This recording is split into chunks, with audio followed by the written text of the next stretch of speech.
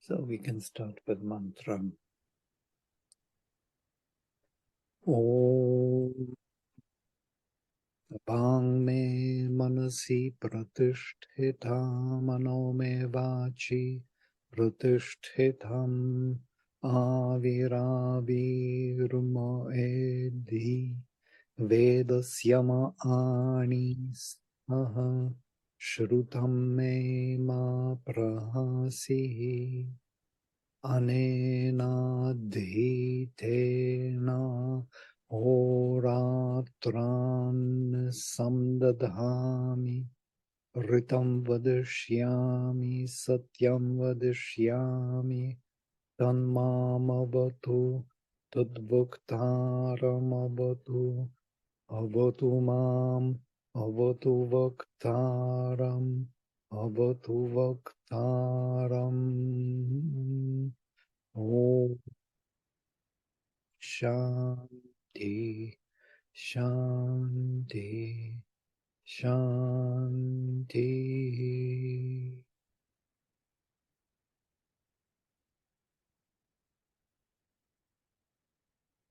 It's quite interesting. Every time one does Shanti Patha for years and years every day, one can understand a new kind of facet of meaning. There's always something to learn from it. You know? This time it came that why Rishi asks to be protected as a speaker of the truth, to be protected always, because the time is changing. Yeah? We are moving into new day. It's a new space. It's a constant progress and moving forward.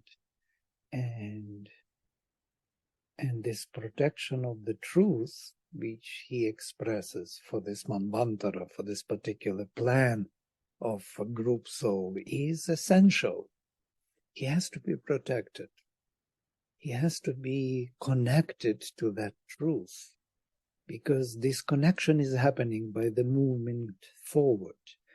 The moving forward is constantly disconnecting us from the truth we want to be with. So he wants to reconnect again and again and again, and every time and every day, anew, every moment, a new reconnection with the truth. And in this way, kind of building up the whole sacrificial journey forward. So we are here in this hymn of Vishwamitra. We covered 3 first verses already. It's a longer hymn.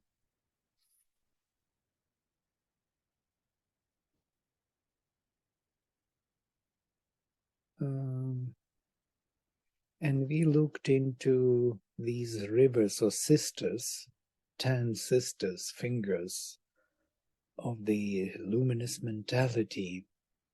And I was comparing them with these gavas, because Sri Aurobindo is mentioning this, that the 10 gavas, or the 10 rays of light. So Navagva rishis of 9 rays, or 9 levels of consciousness. Sometimes Sri Aurobindo says it could be also seen or understood as 9 months of the year. It's interesting that the year itself, 12 months, is the completion of all the levels of consciousness, so to say. We can look at it from the point of view of the movement of time, or from the point of view of the movement of space. And both are working. So these could be 9 months, and not 9 levels of consciousness, not 9 rays, which are kind of separating our chakras. It can be 9 chakras also, yes? And within one body, or 9 months. And it's quite interesting that 9 months is the time needed for the embryo to be formed into a human being and to be born. So within 9 months, the whole completion, the completion of the formation of the human being is taking place. So on the 10th month, he is born.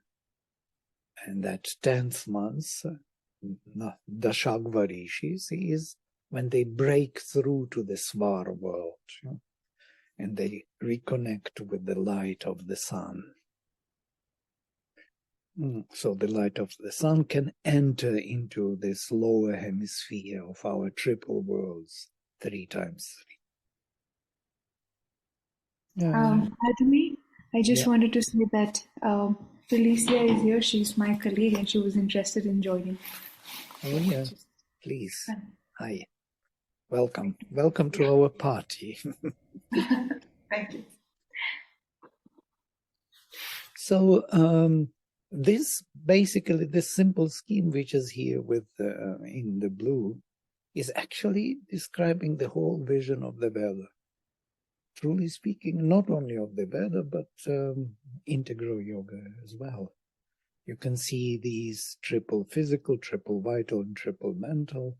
We spoke about this, yes? The head has 3 chakras, the torso has 3 chakras of the vital world, and the legs, starting from the Muladhara chakra on the top, mental, physical, at the knees and below the feet.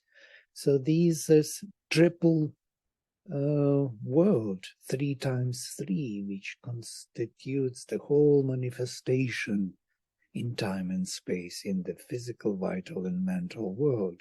Why it is triple? Because the supermind itself is triple, that very supermind which connects the triple Satchitananda. Satchitananda is also triple. It projects it into the world of time and space in the triple manner, as oneness, as one in many in one, and many. And this is the whole manifestation. So in here we can see clearly that this triplicity of meaning is reflected. We can see that the mind is more unifying, vital is one in many in one, diversifying, and the physical is totally diversified. Physical is the most unique manifestation in one regard, that the matter cannot occupy, the same matter cannot occupy, different matter cannot occupy the same space. So basically, what it says is that every material manifestation is unique. We spoke about this already before. There are no same leaves on the tree. There are no same pebbles on the shore. There are no same fingerprints ever in the world. All are different. You will not find 2 things same in the world, in the physical world. So it's totally diversified, absolutely uniquely manifested. And why? Because it manifests the infinite possibilities in the physical. So this many in the supermind is actually here in the physical world is the most diversified, unique manifestation, which is not the case with vital. Vital is more, it's a life force which fills the plants, the animals.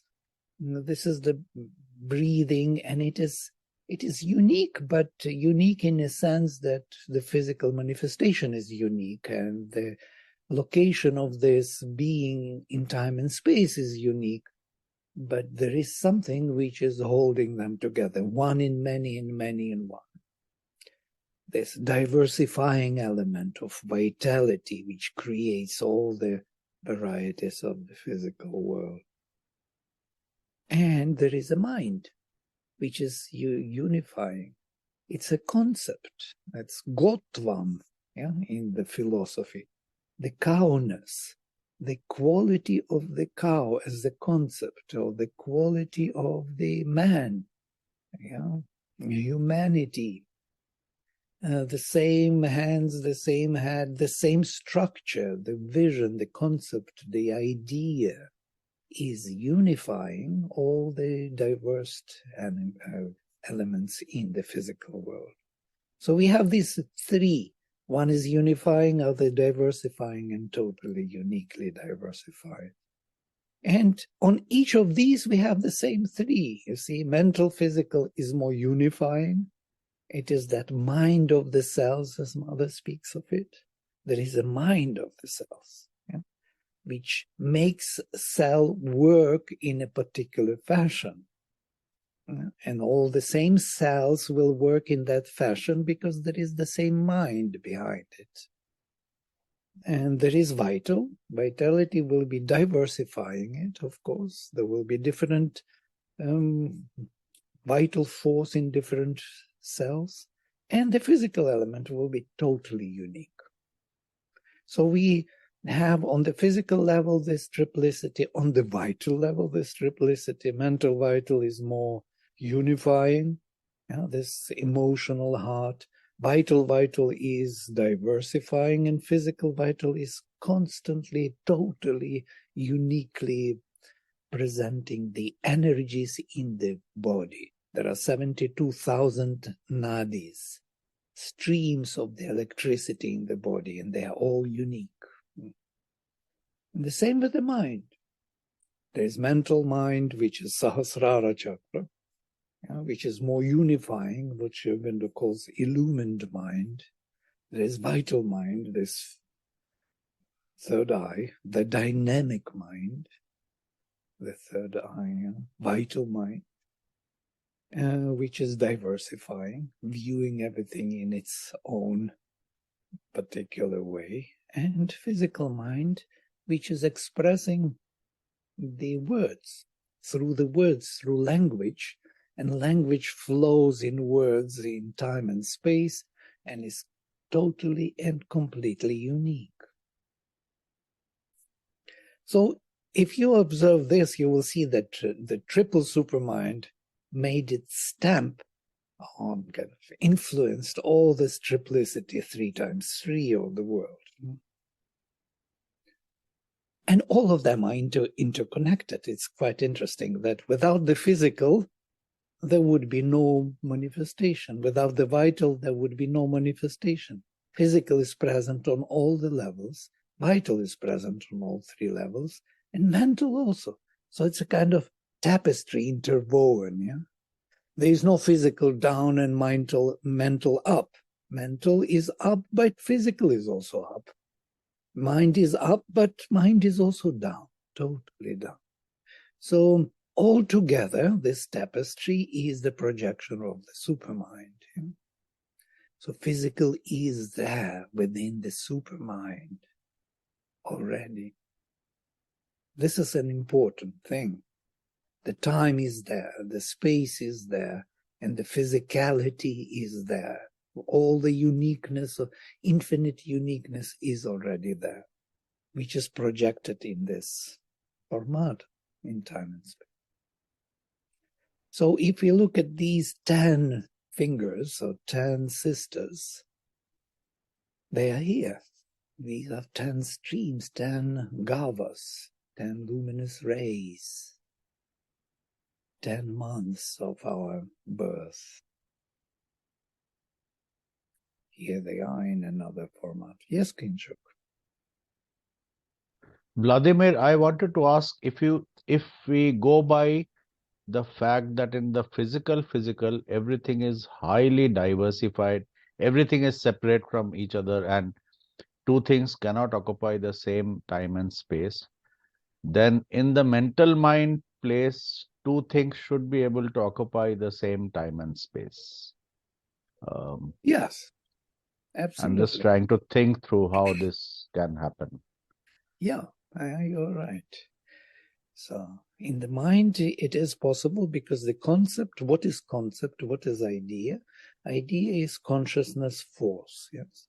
So force, the formation of the body, and the concept, the light of knowledge, are one and the same in that. Yeah? So basically they are getting only separated. Of course, everything is being formulated in the supermind, the very split, the very separation, which takes place in Trirochanas, the Svar world, or the world of the ray of the sun, When the sun body meets the darkness, it generates the rays. These rays are becoming separate from each other, and that separation is the foundation for all manifestation in time and space. We have a gap between light and light, and that gap is space and time. So in order to reach from one light to another light, you need time, you need to cross the space.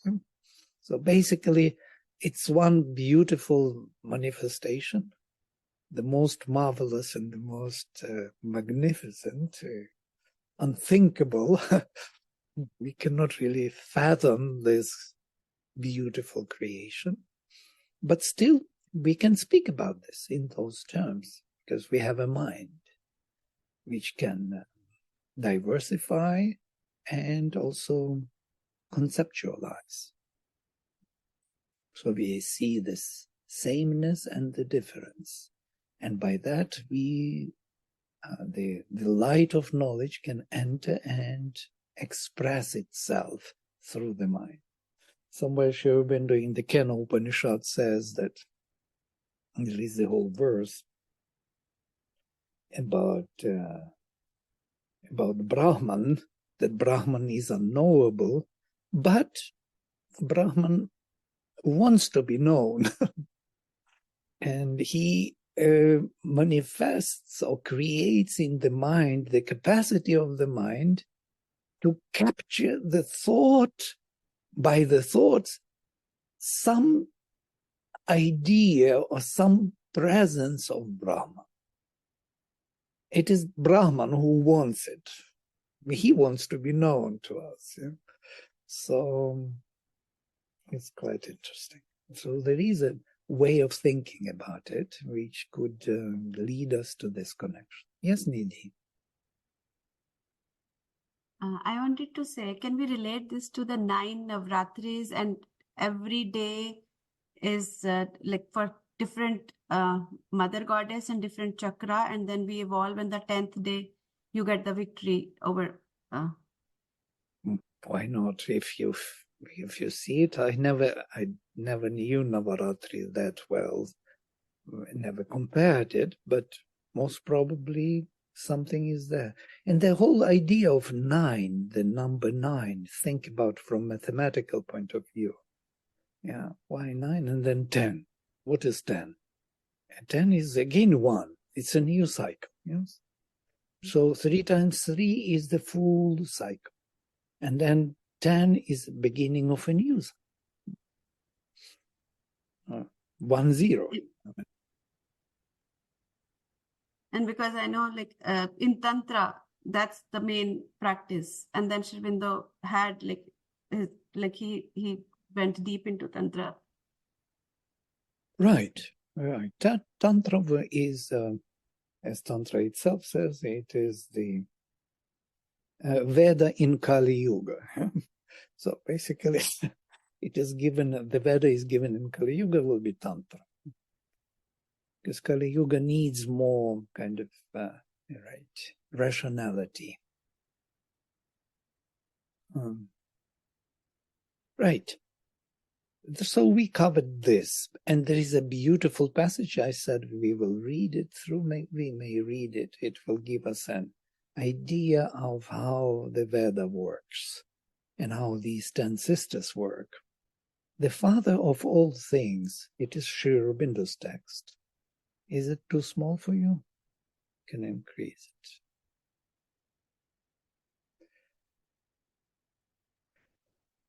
The father of all things is the Lord, and male. Usually they refer to him as Vrishan. Vrishan is the bull. The bull is Sat. Yes? He is hidden in the secret source of things, in the superconscient. Agni, with his companion gods and with the sevenfold waters, enters into the superconscient without, therefore, disappearing from our conscient existence.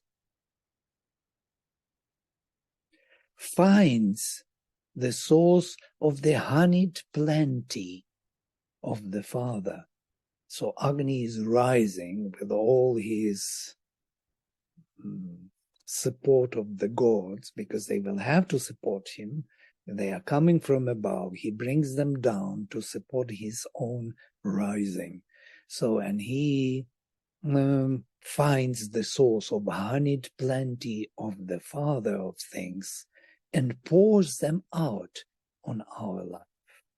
So that soma, that ambrosia, immortality, will be found by our aspiration and brought as the power of transformation onto our life. He bears and himself becomes the Son, with capital S, the pure Kumara, the pure male, the one, the soul in man revealed in its universality. So our individual spark becomes the one, becomes the Lord of the creation, the Son. The Son becomes the King once he gains his universality. The mental and physical consciousness in the human being accept him as their Lord and lover. But though one, he still enjoys the manifold movement of the rivers, those very rivers we mentioned, the multiple cosmic energies. Then we are told expressly that this infinite into which he has entered and in which he grows, in which the many waters victoriously reaching their goal, Yashasah, increasing him, is the unobstructed vast, where the truth is born, the shoreless infinite, his own natural seat, in which he now takes up his home.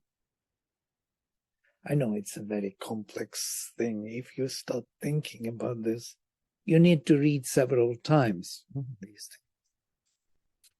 things. There the seven rivers, the sisters, work no longer separated, though of one origin, as on earth and in the mortal life, but rather as indivisible companions.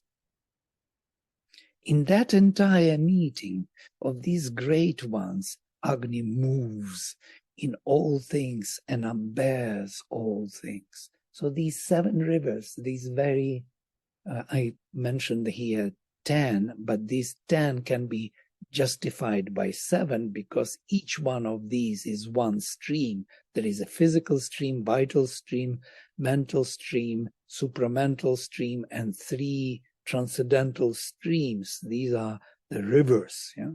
So it's a more general view on them. So they all work together, and once they become one, then Agni moves in all things and upbears all things. The rays of his vision are perfectly straight, no longer affected by the lower crookedness. There is no crookedness anymore of time and space. There is no distortion of that, magnifying glass.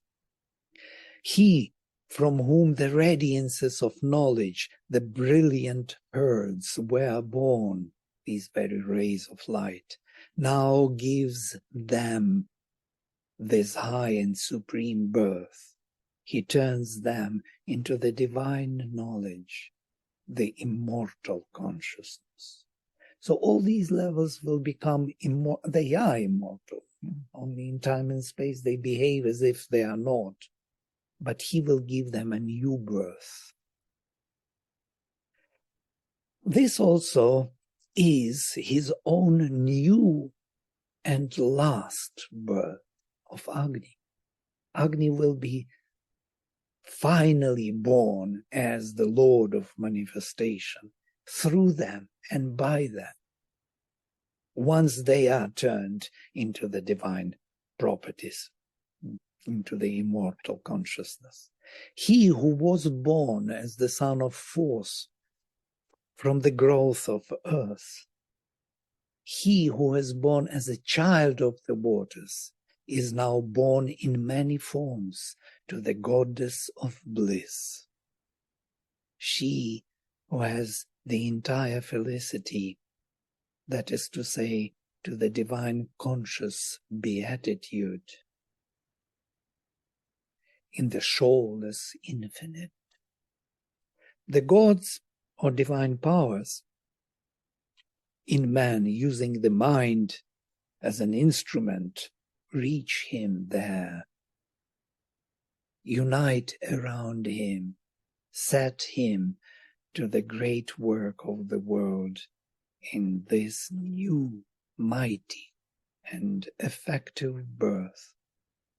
They, the outshinings of that vast consciousness, cleave to this divine force as its bright lightnings, and from him in the superconscient, the shoreless vast, his own home, they draw for man the immortality.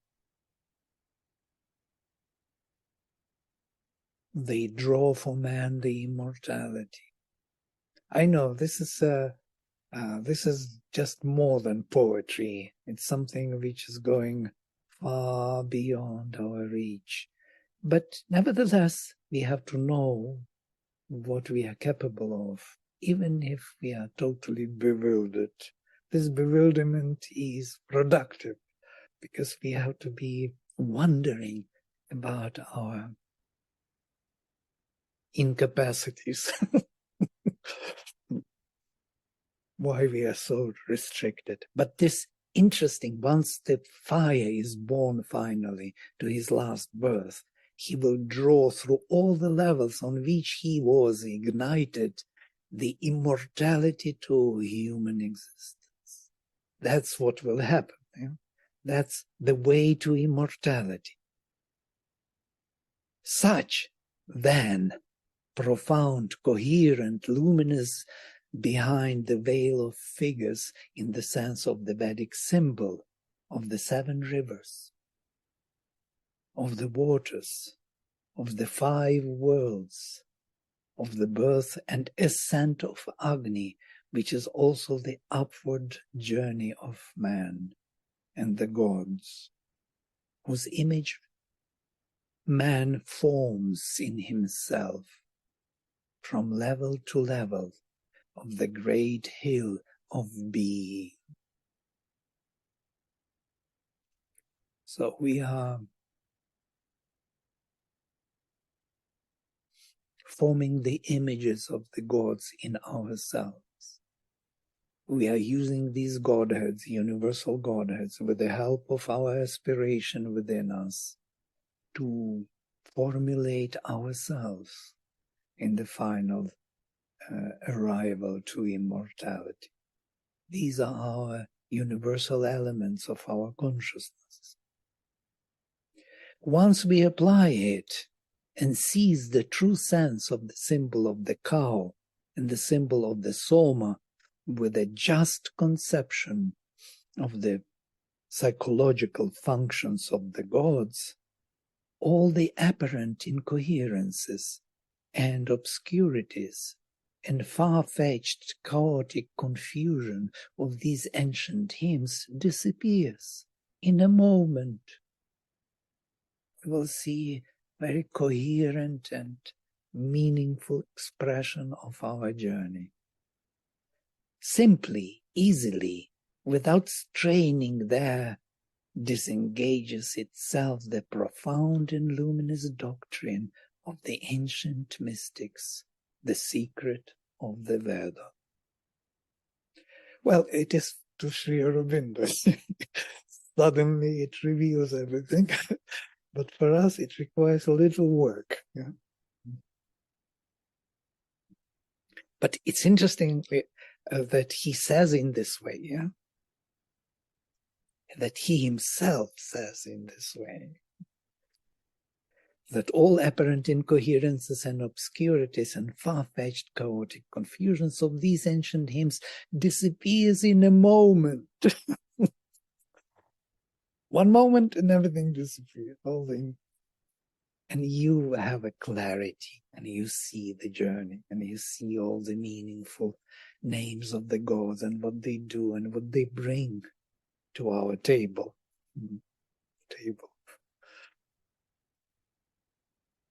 All right, that was our overview of those first 3 verses. I'm just kind of reminding you, for 30 minutes, reminding you of what we did last time. Now we proceed to the next verse.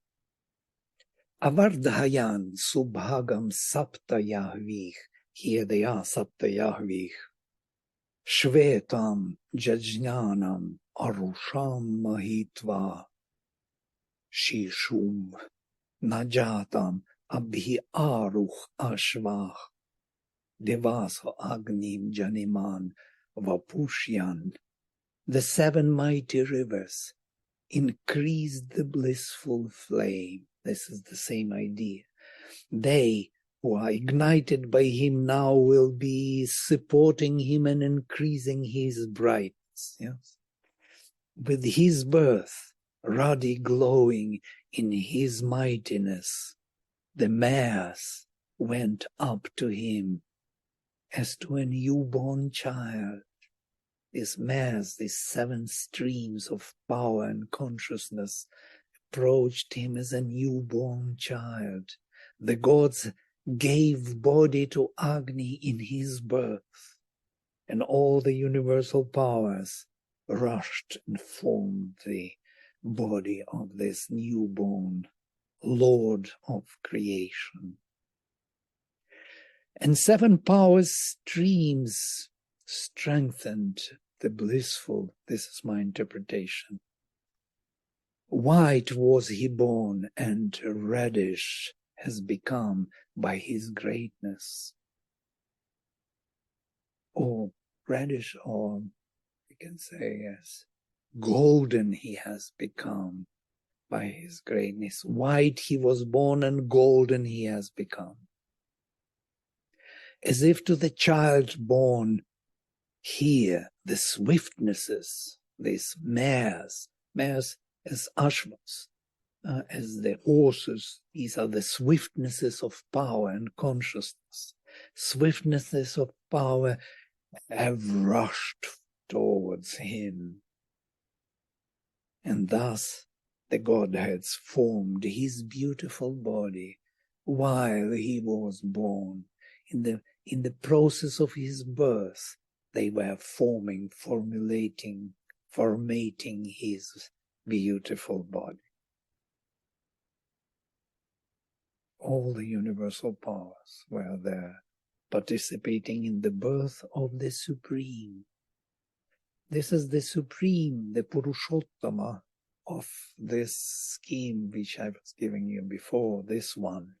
The Supreme is born in the physical body, and he needs the help of all the 7 streams and all the Godheads on these levels to formulate and formate his birth in time and space.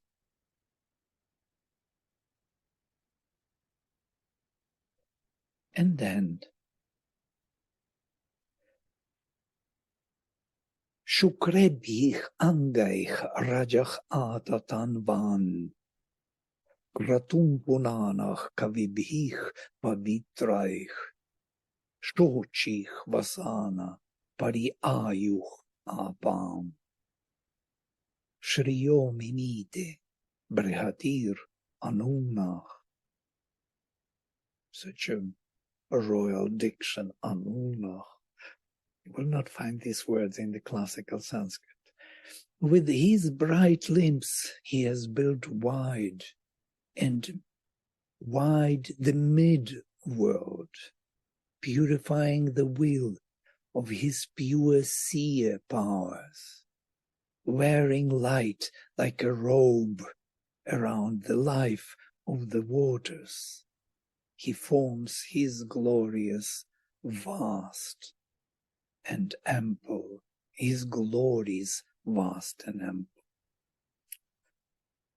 ample. This is continuation of his birth already on the in the seven streams. He gives them the glow. He covers them with the robe of light. Or he is covered with the robe of light of the waters. Interesting. Yeah? He has extended the whole space by his luminous limbs when he was born, purifying the creative will in this world by his pure seer energies. He has kavibhih pavitraih, by the kavis, by the pure kavis, by the pure poets or poetic energies. He is punanach, he is purifying kratum, the creative force. The creative force is being purified by the higher and deeper consciousness, creative consciousness, wearing the luminous brightness around him like a robe around the life force of waters. He measures out, manifests all the glories of the Supreme, vast and eternal. This is the revelation of the Supreme in manifestation. Now, just tell me a very simple thing. Who else in the world speaks of these things? What other poetry, philosophy? I do not know. Who dares to speak this way of the birth of the Supreme? I don't think anybody even considers it being possible to speak or to think or to, they don't have even concepts of this. That's why Mother says that Vedic rishis are involutionary beings, avatars who brought the higher knowledge to humanity, which is not born here. This is not the knowledge of the earth. It's not a discovery from evolutionary, climbing up. It is the knowledge brought down from above.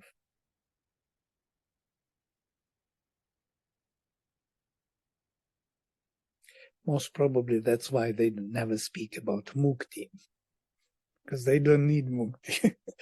They are muktas. They want transformation of our being.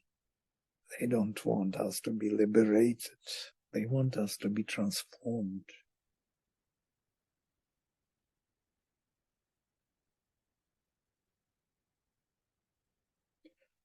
So he has extended the whole space by his luminous limbs. He pervaded it all.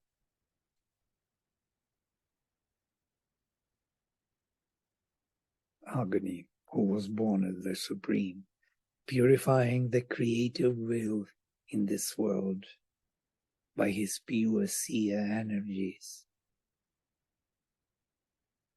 wearing the luminous brightness around himself like a robe around the life force of waters. It's compared to that shining streams of consciousness. He measures out, manifests all the glories of the Supreme, vast and eternal. Vavraja Sim Anadatich Adabdha Divoya Vich Avasana Anagnach Sana Atra Yuvatayach Sayonich Ekam Garbham Dadhire Saptavanich. All the time, Saptavanich Yahvich. Yahvich is streams, but energetic streams, streams of energy, young streams. Yahva, interesting word. It's an energy. It's something more than just a stream. It's a current, energetic current. He moved all around the seven mighty ones of heaven, undevouring, inviolate. Neither were they clothed, nor were they naked. Here, young and eternal, in one native home, the seven voices held in their womb the one child. They are the mothers of Agni. They will give him the universal birth, yes? Because they cover all the levels of consciousness, and he has to be born all over. So my interpretation, he moved around and through these heavenly streams, which consume not, nor they subdue, being neither clothed nor naked, the ancient and young, and of one origin, the seven voices established the one child here, the seven voices, Vani.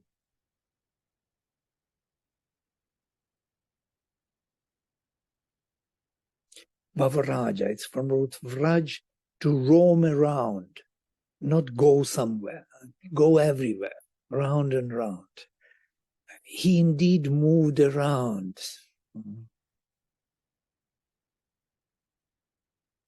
Anadatich adabdha, divach yahvich, avasana anagna. Interesting. Avasana, not covered with anything, anagna, and not naked.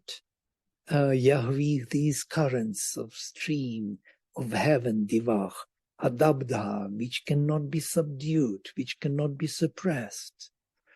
Anadati, who are not consuming, who are not digesting, kind of, not making things disappear, who are not, from root ad, to eat, anadati. They are not eating up, not transforming, not eating up, not destroying, cannot be subdued, are not covered and not naked. Somehow Rishi has this image. He has to say what they are, and there is no other way to say.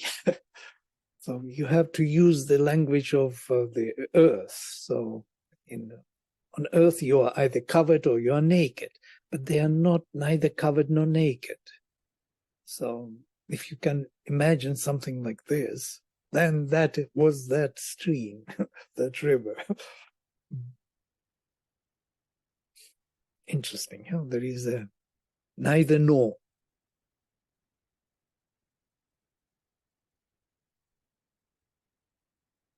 Yuvatayach, they are young.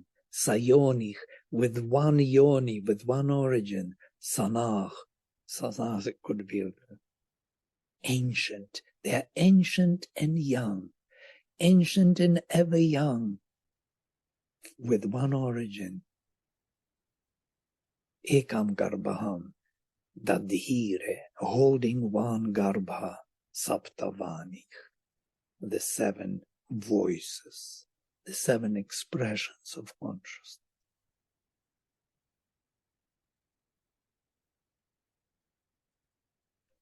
All right, I will stop here for today, I guess. Already I feel that I don't want you to be falling into deep meditation. So if you have something to share, some thoughts, please go ahead. I would rather listen to you.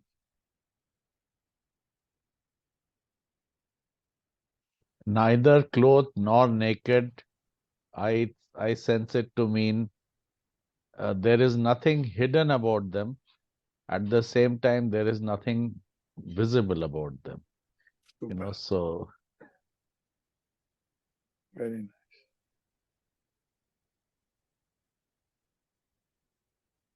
It's I like, mean, they are they are not determinable by our consciousness. At the same time, they are not indeterminate also. Something like that, I was Very thinking. lovely, very nice. It's in the same lineage of thinking from the Upanishads, yes. Avijñātam vijñātam vijñātam avijñātam. It is not discerned by those who discern it, and it is discerned by those who do not discern. So basically, you can discern it as undiscerned. So it is discernible only in one way, that it is undiscerned. But you can do that much. So that's what you said. Naked, that means they are not there, and clothed, they are neither clothed nor naked. It's interesting, neither nor. It's very close to that Naham Veda Suvedeti, Nona Vedeti Vedacha, yes, Kenna says. I do not know that I know it well, but I do not know that I do not know.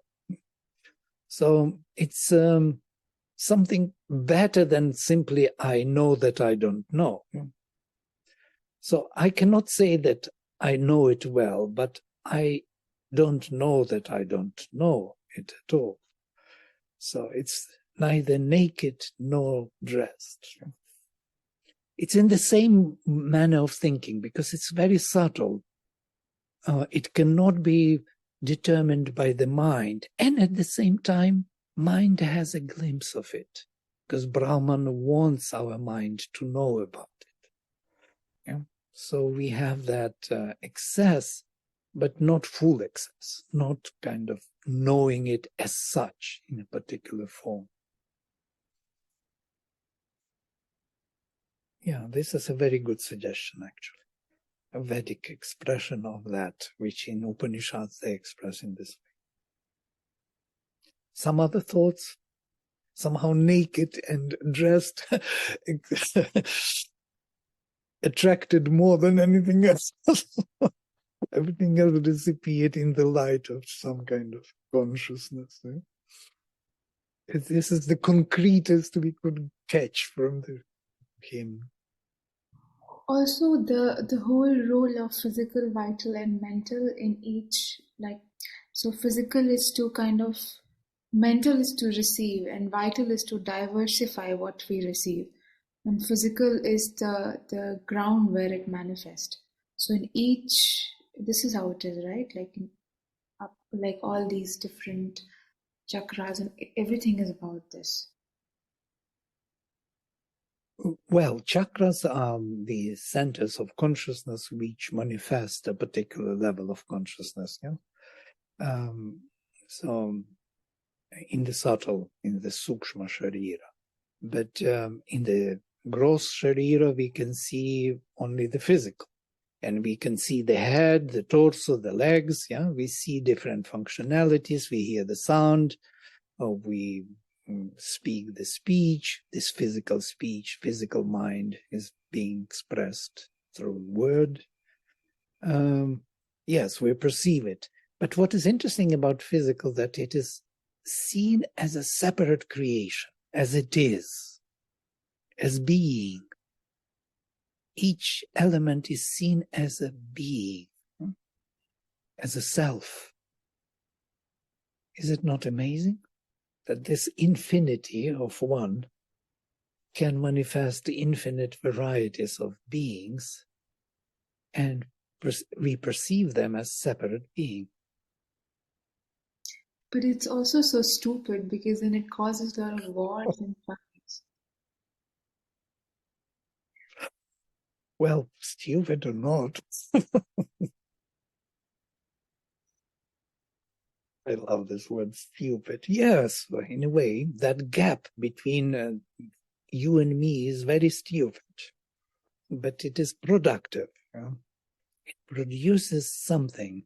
It allows you to be the supreme, and it allows me to become a supreme. So he wanted to be many, the whole purpose of this creation, that he wanted to be many. Now he is many, and there is this stupid gap in between us, which we have to cross. But to cross how? We cannot cross it outwardly. We have to cross it from within. And that's the whole problem. So we have to grow within. And we have to allow to bridge the inner being to come to the front. Then there will be no gap. Then Agni will occupy all 7 rivers and will shine through all of them as one self. You will be one self from the top to the bottom of manifestation in the whole universe. And I will be one self. And at the same time, we will be unique selves. Can you imagine that? You will have your access to all, but in a unique way. And I will be all in a unique way.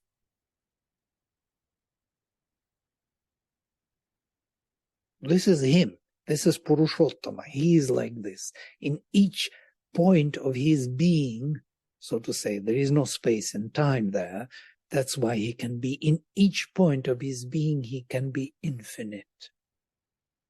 But in time and space, this is manifested in the manyness, in this multitude creation.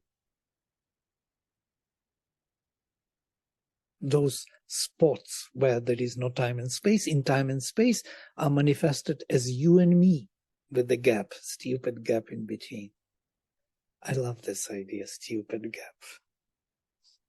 It is true. It's absolutely true. It is stupidity. It is all that crookedness which creates that, what in the Veda they call crookedness. And straightness is this connection through the divine. Through the mother we will be one, as Sri Aurobindo says. Through her we will be one again. And we will be uniquely ourselves at the same time. We will not lose ourselves. You will be still Pritu, and I will be still Vladimir, some kind of. You will still remember all the meanings of the hymn, and I will not. No, well, the hymns will come more and more, infinite hymns will come. And the visions of the rishis will pour new hymns, new, praisings of the Lord. Why praising of the Lord? Because the love, this love which is rising from the heart cannot be stopped, you know. It is a joy. It is the bliss. How can you stop the bliss? You want more and more. You don't even want. It is just flooding you with its presence.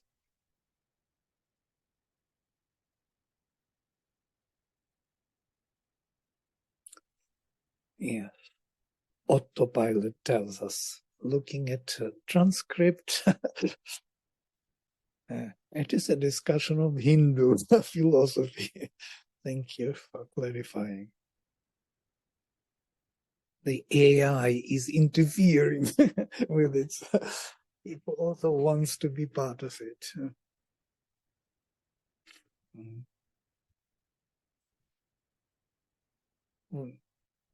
Okay. Vladimir, that other, oh, sorry, you wanted to stop? No, Okay. go ahead. Okay, that other part about neither eating nor being eaten or being dominated is also somewhat related to being clothed and not being clothed. So it's like, even if we are separate and we are one, there is a kind of consumption involved over here of the joys of another, which does not disintegrate anything or doesn't increase the separateness. I'm not able to express myself correctly, but Very nice. I can see what you want to say. Yes, it's a deeper look at consumption. Yes, it doesn't consume you, leaving nothing of you. Yeah, this is the thought. it actually, and it doesn't suppress you, doesn't belittle you. It doesn't belittle you, and it doesn't consume you, make you disappear. It holds you for what you are. Yeah. One of our biggest fears of offering ourselves is actually self-extinction, and probably this is what uh, assures us that there is no self-extinction. The self still stays, the individuality still stays, and yet it is also consumed. I don't know if that, I mean, in some form, I will be I, even if I am part of everything. Right. Yeah, in the soul, yeah, in the central, in the divine part of you, the part which has to be consumed by time and space for you building up that inner part, the Agni has to burn, to flame, will be used for this. And it will find its expression in time and space, its divine place. Even that part of you which is consumed is also somewhere there. It's not going away, as it were. It changes the form, but does not disappear. The law of the preservation of energy is still there. So whatever energy you are now forming in this particular formation will be there in another form, in a more suitable form. Yeah, you're muted. So, in a very material way, the concept of prasad is like we offer a sweet or something to the divine, and the divine consumes it, and yet the sweet stays the same. So, something of that thought has continued in our tradition, I think. So you have still sweetness, though you Yes. shared it with the divine. Yeah, it did Yes. not disappear. Nice. Interesting. Great. All right. So we can stop here for today and continue next time. I will close with the mantra.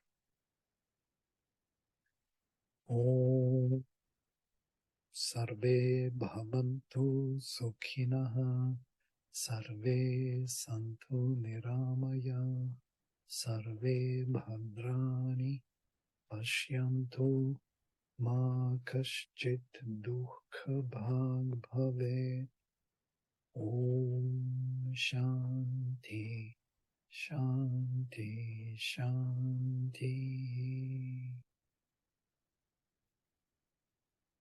Adios.